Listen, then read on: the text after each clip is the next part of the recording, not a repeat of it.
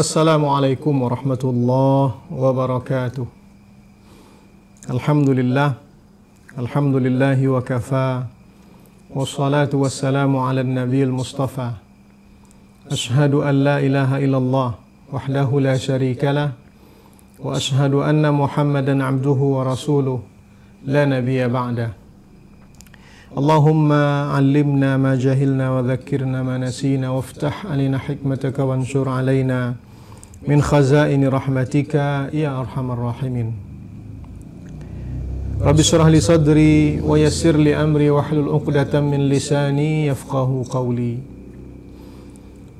Saudara-saudariku yang dimuliakan Allah Subhanahu wa taala, bersyukur kita kepada Allah atas segala anugerah yang dilimpahkannya, serta salawat dan salam kita untuk Rasulullah sallallahu alaihi wasallam. Allahumma salli wa sallim wa barik ala sayyidina Muhammad wa ala ali sayyidina Muhammad. Saudara-saudariku yang dimuliakan Allah Subhanahu wa taala, dalam kajian kita kali ini, kajian tentang ilmu faraid, kita akan membahas al-furudul muqaddarah yang selanjutnya, yaitu 2/3 dan 1/3. Dalam kajian kita yang lalu, kita sudah membahas siapa saja pemilik setengah, siapa saja pemilik 1/4, serta pemilik 1/8 beserta dengan contoh-contoh yang telah kita sertakan. Ada baiknya sebelum kita melanjutkan kajian ini, kita mengulang-ulang kembali pemilik-pemilik ashabul furud yang telah berlalu, agar segar diingatan kita, dan mudah-mudahan semakin sering kita mengulang, semakin dalam ingatan kita dan kokoh insya Allah ingatan kita terhadap pembahasan-pembahasan tersebut. Yang pertama, pemilik setengah itu ada 5: suami, anak perempuan, cucu perempuan dengan jalan laki-laki, saudari kandung, dan saudari seayah, dengan syarat-syarat yang telah kita sebutkan dalam kajian yang berlalu. Itu setengah. Yang kedua, pemilik 1/4 itu ada 2. Yang pertama adalah suami, yang kedua adalah istri, dengan syarat-syarat yang juga sudah kita sampaikan. Sementara pemilik 1/8 itu hanya satu kelompok saja atau satu orang, andai kata itu istrinya seorang saja. Tapi andai kata istrinya lebih dari satu orang, maka istri-istri tersebut membagi 1/8 tadi sama banyak di antara mereka, tanpa membedakan ada istri yang tua, istri muda, istri jauh, istri dekat, dan lain-lain sebagainya. Pemilik warisan tersebut, saudara-saudariku yang dimuliakan Allah Subhanahu wa taala, selagi tidak ada penghalang kewarisan, mani'ul irthi, tidak ada penghalang kewarisan, maka mereka berhak mendapatkannya, dengan catatan syarat-syarat untuk mendapatkan warisan tersebut terpenuhi pada diri mereka. Adapun al-furudul muqaddarah yang selanjutnya, yaitu 2/3, 1/3, dan 1/6. Kita mulai dari 2/3 terlebih dahulu. 2/3 itu bahagian yang dimiliki oleh 4 kelompok. Yang pertama, al-banat, para anak perempuan atau beberapa orang anak perempuan. Yang kedua, banatul ibni, beberapa orang cucu perempuan. Yang ketiga, al-akhawatus syaqiqah, beberapa orang saudari kandung. Yang keempat, al-akhawatu li'ab, beberapa orang saudari seayah. Jadi sebenarnya jika kita ingin mencari cara yang sederhana untuk menghafalnya, caranya mudah sekali insya Allah. Bagaimana caranya? Yang berhak mendapatkan 2/3 adalah perempuan yang mendapatkan setengah dengan catatan atau dengan perubahan syarat bahwa mereka mesti lebih dari satu orang. Jadi kalau kita kembalikan kepada pemilik setengah yang perempuan, anak perempuan, cucu perempuan, saudari kandung, saudari seayah, itu di antara syaratnya mereka mesti satu orang. Nah sekarang pada 2/3 syarat itu saja yang berubah, sementara syarat-syarat lain tidak ada yang berubah. Artinya yang berubah itu bahwa mereka mesti lebih dari satu orang. Kita contohkanlah anak perempuan umpamanya. Anak perempuan kapan dia dapat 2/3? Satu, tidak ada saudara laki-laki yang mentaksibnya, sama dengan syarat setengah. Yang kedua, lebih dari satu orang. Ini saja yang berubah. Cucu perempuan, kapan dia mendapatkan 2/3? Syaratnya yang pertama, tidak ada fara' waris yang lebih tinggi darinya. Yang kedua, tidak ada saudara laki-laki yang mentaksibnya. Yang ketiga, lebih dari satu orang. Jadi yang berubah itu syarat yang ketiga ini. Kalau pada setengah, ketika dia mendapatkan setengah, itu syaratnya bahwa dia satu orang. Tapi untuk mendapatkan 2/3 mesti lebih dari satu orang. Itu cucu perempuan. Saudari kandung, apa syaratnya mendapatkan 2/3? Tidak ada fara' waris, tidak ada asal waris laki-laki, tidak ada saudara laki-laki atau saudara kandung yang mentaksibnya, lebih dari satu orang. Artinya 2, 3, 4 dan selanjutnya. Saudari saya juga seperti itu. Ada 5 syaratnya. Seperti ketika dia mendapatkan setengah. Nah, yang berubah apa? Bahwa saudari seayah mendapatkan setengah, mendapatkan 2/3, mesti lebih dari satu orang. Jadi, saudara-saudariku yang dimuliakan Allah Subhanahu wa Ta'ala, yang paling sederhana cara menghafalnya, bahwa pemilik 2/3 adalah pemilik setengah dengan catatan bahwa mereka lebih dari satu orang. Jika kita sudah memahami hal tersebut, maka untuk 2/3 tidak ada masalah lagi. Itu sudah termasuk dalam persyaratan-persyaratan yang kita sebutkan dalam pengajian atau dalam pembahasan kita yang terdahulu. Dalilnya tidak saya sebutkan di sini dari Al-Quran ataupun dari Sunnah Nabi Muhammad SAW, karena dalil-dalil tentang faraid ini itu sudah detail diatur di dalam Al-Quran dan Sunnah. Kalau ditanya juga mana dalilnya bahwa Nabi Muhammad SAW memerintahkan agar 2 orang putri Sa'ad bin Rabi' itu diberikan kepadanya 2/3. Orang tuanya gugur sebagai syahid, maka Rasulullah perintahkan itu putri Sa'ad bin Rabi' yang 2 orang itu bahagiannya 2/3. Jadi untuk mendapatkan 2/3 itu mesti lebih dari satu orang. Kalau hanya satu saja putrinya, anak perempuannya bukan 2/3 berarti, tapi setengah. Jadi perubahannya itu saja. Saudara-saudariku yang dimuliakan Allah Subhanahu wa Ta'ala, adapun ahli waris yang berhak mendapatkan 1/3 itu ada 2 kelompok. Yang pertama adalah ibu. Yang kedua, sekelompok saudara saudari seibu. Saya ulangi, ahli waris yang berhak mendapatkan 1/3, yang pertama adalah ibu.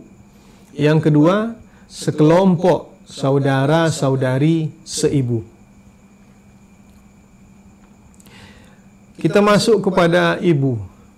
Kapan ibu berhak mendapatkan 1/3? Maka ada 3 syaratnya. Yang pertama, tidak ada fara' waris.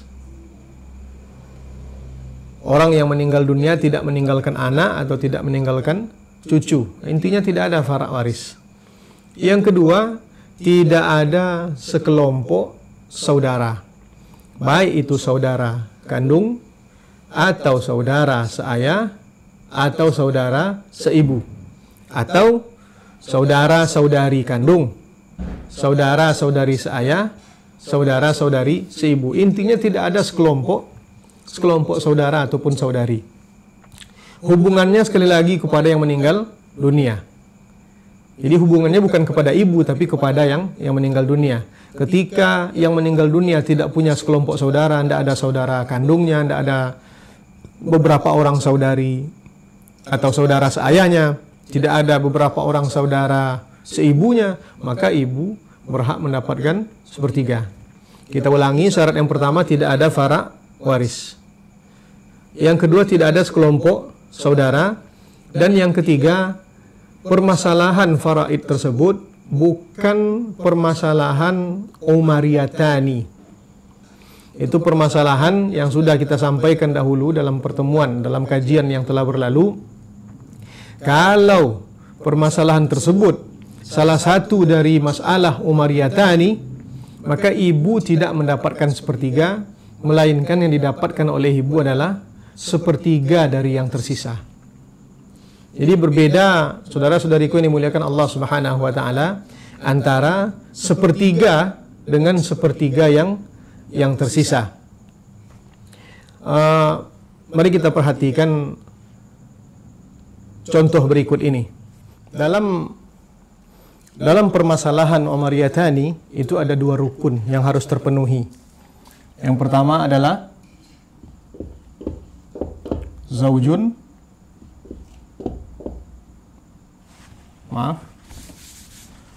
ummun, abun. Artinya dalam rukun yang pertama ahli warisnya harus orang-orang yang ditentukan ini. Artinya kalau bukan ini ahli warisnya maka bukan masalah umariyatan. Harus ada seorang suami,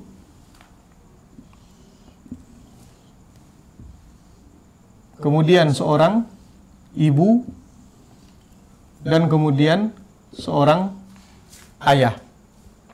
Ini namanya ar-ruknul al-awwal. Rukun yang pertama dari masalah umariyatani.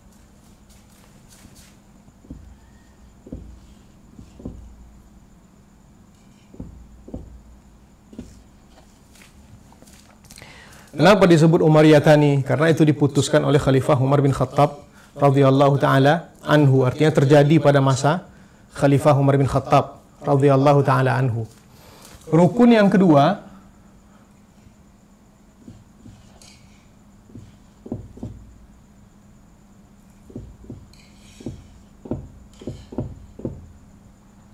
yang pertama adalah zaujatun, ummun, dan abun.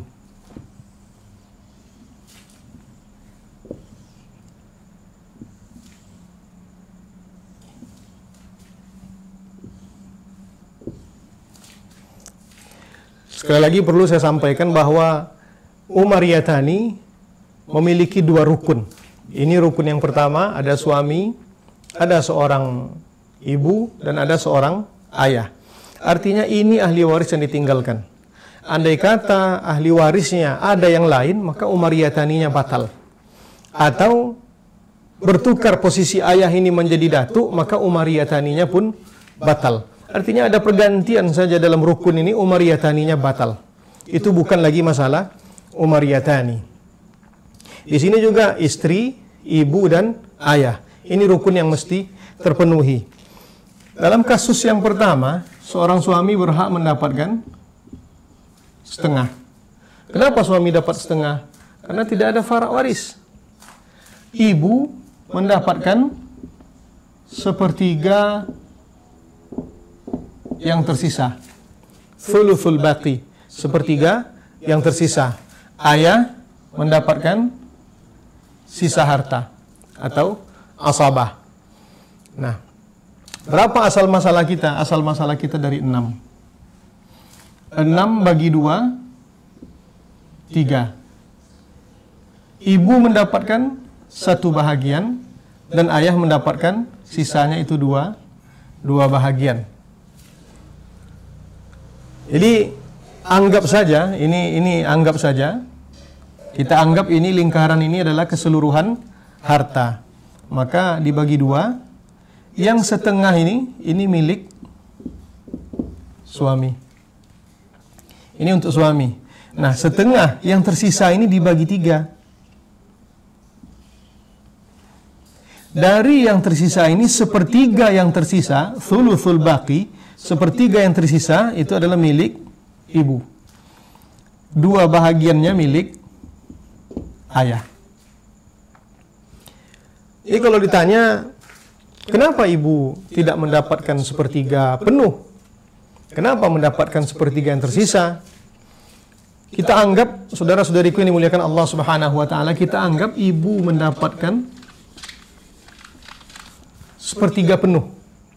Artinya ibu utuh mendapatkan sepertiga. Maka asal masalah kita tetap dari 6. 6 dibagi 3, 6 dibagi 2 dapat 3.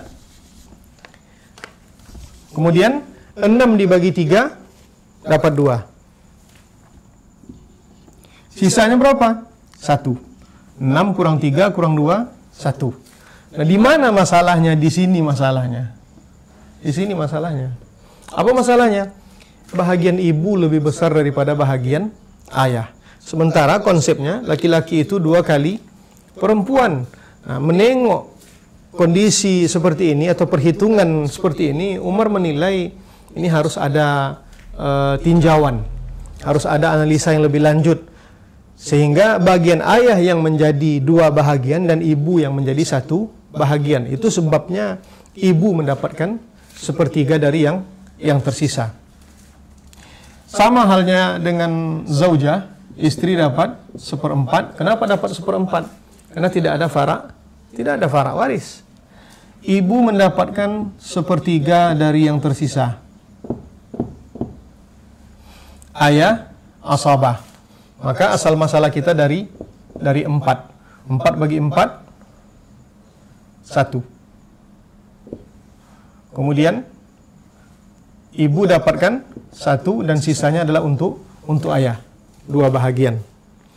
Sekali lagi, andai kata rukun dari masalah ini terganti, kan, artinya ahli warisnya bukan orang yang dimaksud ini, maka tidak ada umariyatani, batal umariyataninya.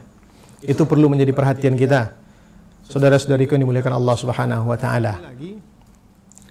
Kita ulang sekali lagi, rukun atau syarat yang pertama, ibu mendapatkan sepertiga, tidak ada farak waris, kemudian tidak ada sekelompok saudara, dan masalah warisan itu bukan bahagian dari umariyatani atau umariyatin atau gharrawain. Itu syaratnya, maka berhaklah ibu mendapatkan sepertiga. Siapa yang berhak mendapatkan sepertiga yang selanjutnya? Saudara-saudariku yang dimuliakan Allah Subhanahu wa taala, ahli waris yang berhak mendapatkan sepertiga yang selanjutnya sesudah ibu adalah sekelompok saudara saudari seibu. Ada beberapa syarat yang mesti terpenuhi sehingga mereka berhak mendapatkan sepertiga. Yang pertama, tidak ada farak waris. Tidak ada farak waris. Yang kedua, tidak ada asal waris laki-laki. Artinya tidak ada ayah, tidak ada datuk.